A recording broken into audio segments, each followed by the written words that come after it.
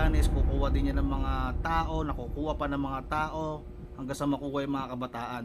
Same lang din yan ng mga politiko na yan. So sila magkakadikit, nagtutulong-tulong yung mga yan. So dapat kitang-kita nyo na ngayon yan. Ewan ko na lang ha, pagka hindi pa kayo nadala sa mga yan, yung mga nakatulong sa bayan na halos itaya yung pagkatao para lang sa Pilipinas, milagro po yan. Milagro yan. Ako na nagsasabi sa inyo, sinong tao na totoo ang magsasalba sa Pilipinas? Wala, kundi si FPRRD lang. Yan ang totoo. Kaya gisingin nyo yung mga sarili nyo. So yan ang example. Makikita nyo yan, mga kabataan, na makikita nyo yan sa mga susunod na buwan. Dadami yan.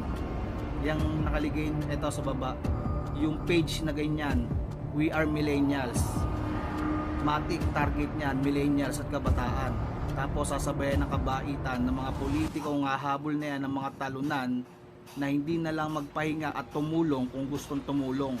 Kaya gustong makaupo at manalo dahil may ibang interes yan. Tandaan nyo yan, i-notes nyo yan. Yellow, pink, ayan na sila. I-share nyo para maging aware yung mga kabataan at yung mga Pilipino, para maaga pa lang checkmate na nila yan.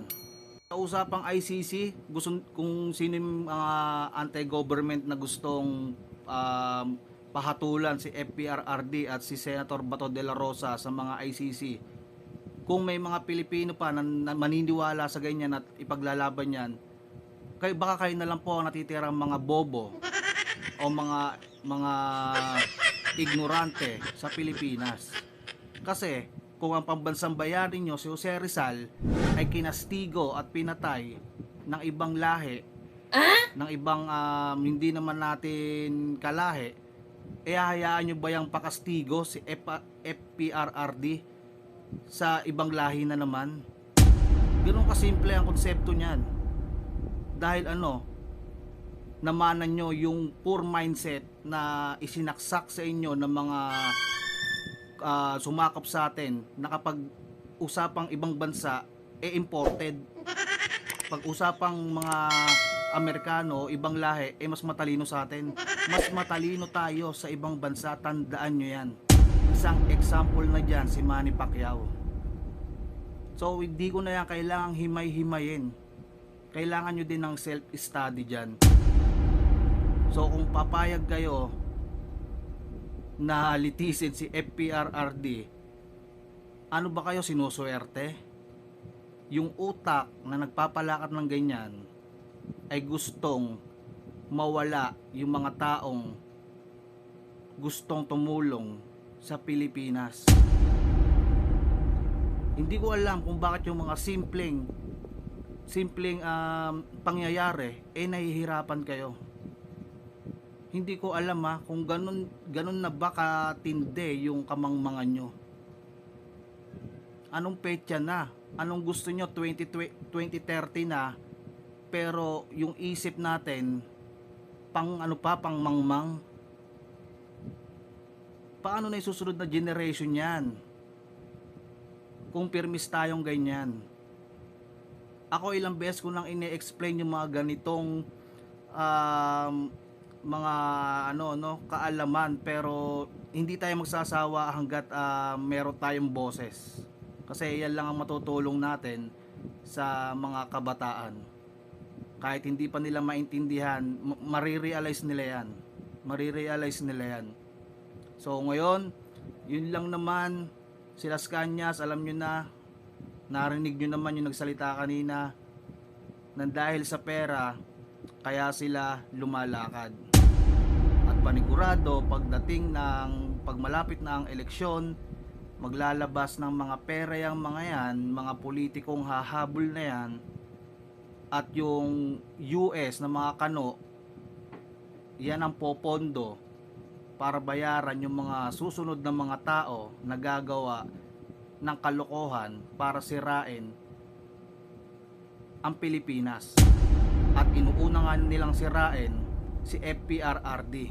Tinatabunan nila ng masasamang issue, gagawa ng mga kung ano-anong akala mo totoo para ibadibag at ilang paso si FPRRD.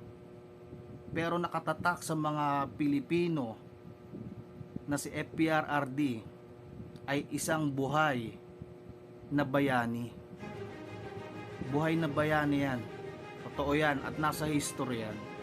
So huli kong paalala pala para hindi ko malimutan, pagpapalapit na yung eleksyon, na-checkmate ko na yan dati, yung mga galawan nila.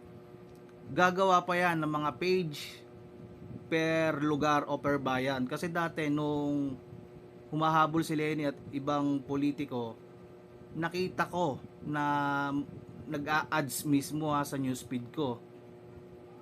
Kunyari, tiga Bulacan ka, Bulacan for Lenny, Pasig for Lenny, kada lugar, expect nyo na din, kada lugar meron silang i-assign dyan para mangmanipula, para malikom yung mga kabataan, mga millennial. Tapos syempre pagsasama-samain nila yan per bayan na may nakatoka, tapos ia-ads yung mga page na kunyari yung Bulacan for Lenny, na ganito na daw lahat for Lenny, Pasig for Lenny, Zamboanga for Lenny, Bataan for Lenny, ganon ang strategy nila nung nakaraan. Possible na yan na naman ang strategy yung gagawin ngayon yan.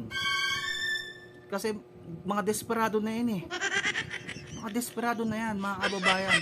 Desperado na yung mga yan na gawin lahat ng taktika o tactics para manalo o makaupo sila.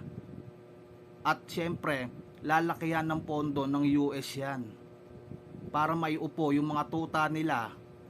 Kumbaga pakinabangan sila hahabol yung mga politikong talunan na mga pinklawan at yung ibang mga politikong ganid na pasimple, magkakampi-kampi yan. Ngayon give and take yan. Yung US magbibigay ng pondo para manalo yung mga politiko na yan at makaupo. Ngayon yung ibibigay nilang task doon sa mga politikong mananalo na yon ay pabor sa kanila. Siyempre yun nga yung balak na US na maging battleground tayo at gustong madurog ang Pilipinas, ayaw nilang paunlarin, gusto nilang maging Ukraine. Parang ganun kasi ang gusto nila parang pagka yung bansa ay gusto nila o may gusto silang makuha sa bansa na yan, gusto nilang may makukuha sila, may mapapala sila, mga mababait yan, gaya ng ginawa sa Ukraine, ano sa mga politiko doon, hanggang sa presidente, nakuha niya yung loob. Ngayon nagkaroon ng conflict sa kanila ng Russia, tapos kapag kausap ng US tong president, tutulungan, ganyan, hindi pa pabayaan kahit gerahin. Nung ginera, asa na? Wala na, para mga nagtagong kaibigan mo na tinraidor ka. Ganon. Damage is done. Tapos ang isusunod naman nila ngayon ay Taiwan. Same strat ng ginawa sa Ukraine. Na sige ka, tutulong-tulungan, huwag ka ikang mangamba, ganyan, yan. Huwag kang papano sa China. Pero saan ka? 10 minutes lang, kayang durugin ng China yun. At itong ang Pilipinas, sa hindi mo malamang pakay ng US kung bakit gusto talaga nilang mamanipula tong bansa natin, dahil nga meron silang pakay dito. At yun nga ang sinasabi natin, no? Tapos ang pakinabang naman ng mga politiko, may pondo na makukuha. So yung mga politiko, syempre gustong-gusto niyan para makaupo na rin. Para makaupo at magawa nila din yung gusto nila sa pansarili nilang interes.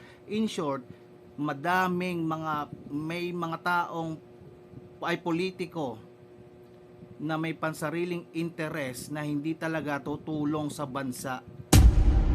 At kakampi pa nga niyan ang US. at iyan ay kumonekta dito sa napanood natin. So kung ito napakasimple, hindi nyo ma-analyze, baka bumaba na lang yung Panginoon yung Kristo para kausapin kayo ng personal, kasi hindi kayo hindi nyo maintindihan hindi kayo nagigising So yun lang, napagsabihan ko na naman kayo kasi napakadaling intindihin So yun lang muna, andyan na sa screen natin lahat. KBTN, share nyo na lang, think and analyze. Let's go.